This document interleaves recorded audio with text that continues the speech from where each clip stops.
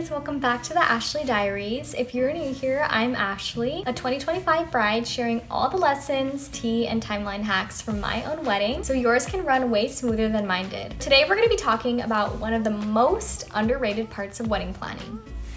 Your timeline. Because your wedding day should feel relaxed and magical, not like you're sprinting to the finish line. Here are my top 5 timeline tips that made our day flow perfectly with no chaos and no stress. So grab your coffee or matcha and let's get into it. Tip number 1, pad every single segment. My first tip, and I believe that this is seriously the most important one, is to pad every single part of your timeline. Your hair and your makeup are always going to take longer than you think because keep in mind, you're not just having yourself do your hair and makeup, you're going to be having your bridesmaids along with you if you choose to have bridesmaids. And family photos, they're always longer. Even from walking from your suite to your ceremony, it takes time once the dress, veil, and emotions all kick in. My husband and I, we built in an extra 10 to 15 minutes buffer between each segment, and it was such a lifesaver. That little buffer meant that we weren't rushing, stressing, or missing important moments. So if you think something will take 20 minutes, make it 30, especially someone who needs extra time doing my makeup and my hair. So you'll definitely thank yourself when you're sipping champagne instead of checking the clock. Tip number 2, which is communicating with your vendors early. You definitely want to communicate your timeline with your vendors early. And I say this because since my husband and I did our first look at the aisle, we definitely had to be extra intentional with timing because the timing doesn't just happen with you walking down. It has to deal with your DJ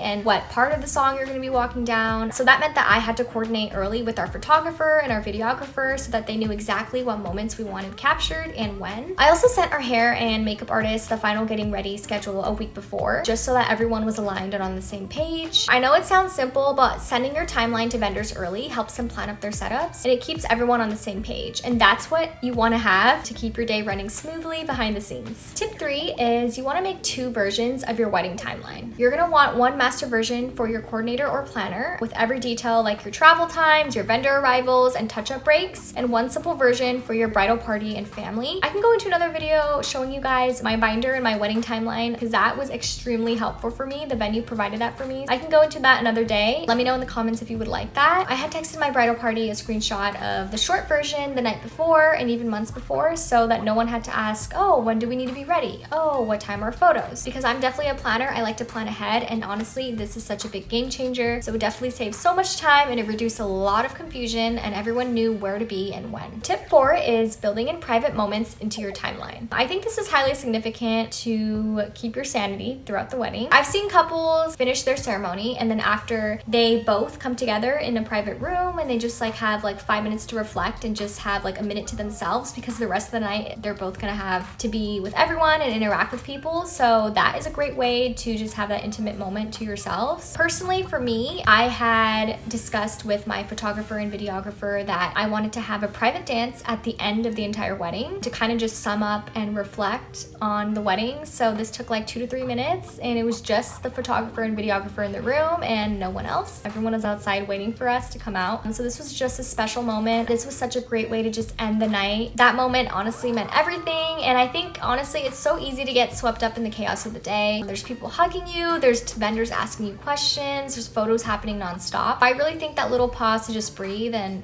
look at each other and say, we did it, was one of my favorite memories. So even if it's just a minute or 2, definitely schedule it in your writing and you'll be grateful you did, I promise. Tip number 5, you're gonna wanna have a point person for the day. Whether it's your day of coordinator, your wedding coordinator, your maid of honor, or honestly just a trusted friend, you wanna give someone your full timeline and vendor contact list. For us, that was our pastor who officiated our wedding, as well as our photographer and videographers. They absolutely need those timelines and those emergency contacts in case something does happen unexpectedly, because you don't want to be the one answering where's the florist or when's the cake cutting. That's not your job. Your only job that day is to be the bride. I gave my coordinator full control because she did an absolutely amazing job and it was the best decision ever. It really let me focus on being present and not just project managing my own wedding. And that's usually those are the brides who become bridezillas, and that was something I didn't want to become. Those are my top 5 timeline tips that made our wedding absolutely special. It definitely took out a lot of stress, and it was really calm and filled with full of little moments that I'll never forget. The biggest lesson here is you want to start early, pad everything, and communicate clearly. A peaceful wedding day doesn't happen by chance, it happens by planning with heart. If you want me to share our actual wedding day timeline in another video, please let me know in the comments below. I would love to do that for you guys. And as always, don't forget to like, subscribe, and join me over on TikTok for more from Ring to I Do inspo.